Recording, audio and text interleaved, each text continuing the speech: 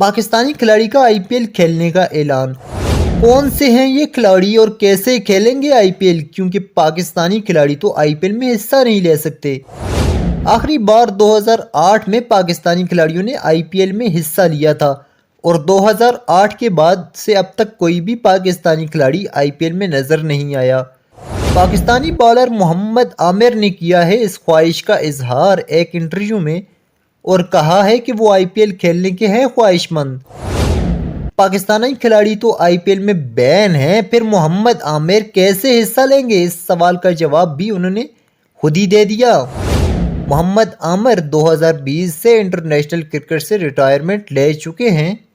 वो पाकिस्तान में सिर्फ पीएसएल खेलते हैं, जबकि मोहम्मद आमिर इन दिनों फैमिली के साथ इंग्लैंड में रह रहे हैं, जहां 2024 में उन्हें इंग्लैंड की नेशनैलिटी मिल जाएगी। इंग्लैंड की नेशनैलिटी मिलने के बाद मोहम्मद आमिर बाकायदा तौर पर आईपीएल का हिस्सा बन जाएंगे और यूं पाकिस्तान एक और फास्ट बॉलर से हाथ धो बैठेगा।